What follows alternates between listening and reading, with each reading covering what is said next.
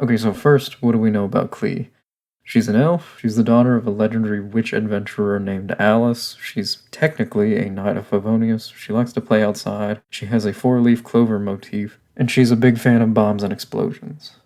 Now let's get cooking.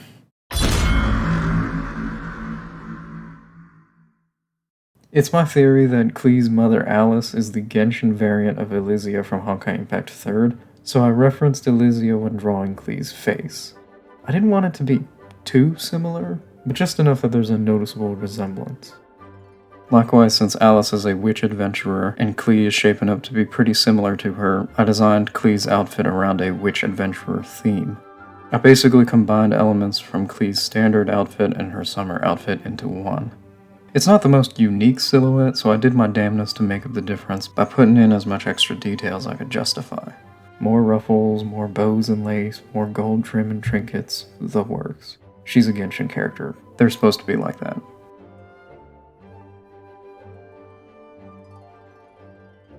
I sprinkled Knight of Favonius motifs throughout the whole outfit to indicate that she's become a full-fledged knight, since I don't think Klee would quit. Given Klee's character, I imagine she's an outrider like Amber, because clearly a second bomb-wielding pyro outrider is exactly what Mondstadt is missing most.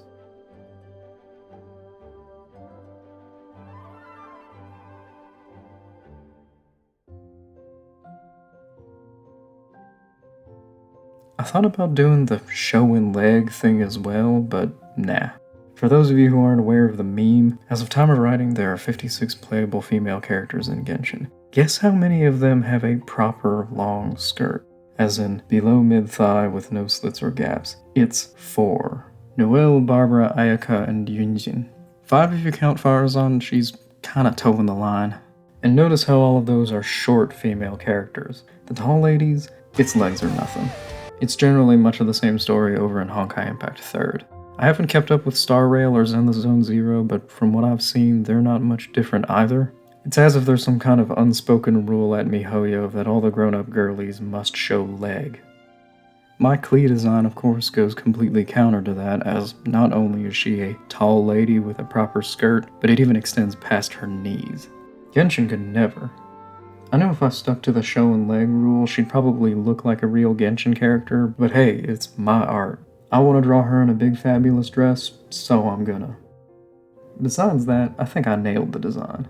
She doesn't look a thing like any other adult Klee fan design I've seen, but I don't believe you can mistake her for anyone else, not even Alice.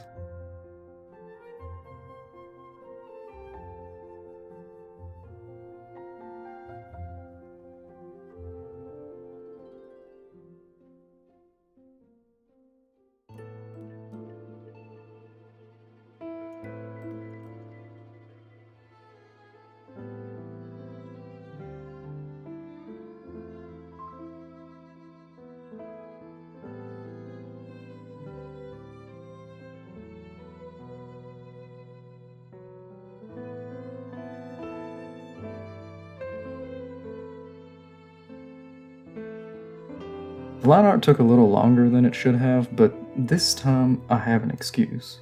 See, I'd started having technical issues with my drawing tablet. I'd actually started noticing it like a month prior, but it hadn't really been like a big problem until now. For a hot minute there, I thought I'd need a new drawing tablet, but it turns out it was just the pen. The tablet is still fine. I got a new pen on Amazon and problem solved. So now you know. If you're having issues with a drawing tablet, it might not be the tablet, it could just be the pen.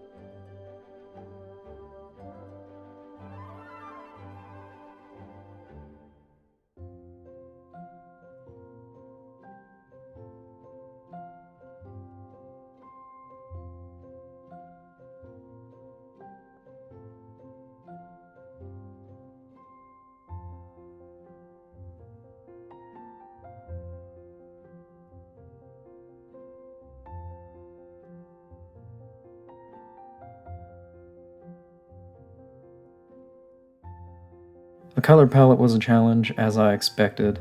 Even before I got to the color stage, I spent a lot of time off screen just thinking about what I was going to do for the color palette. By the time I actually got to it, I'd already formed a plan in my head, but of course I had to make adjustments as I went along.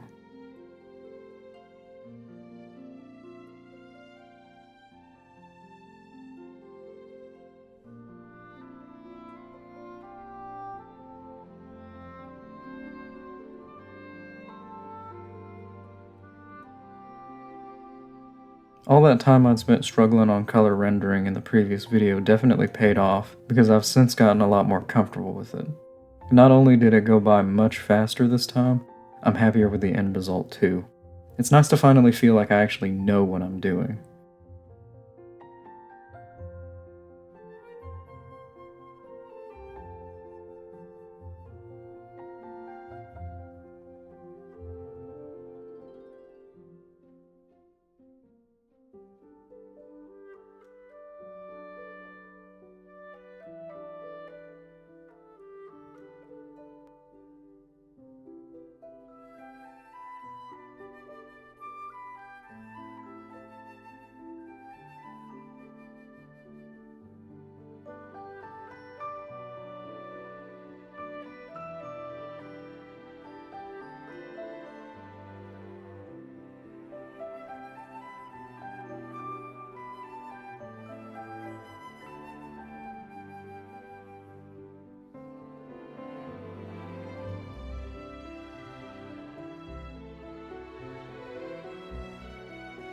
Here's the finished full body portrait.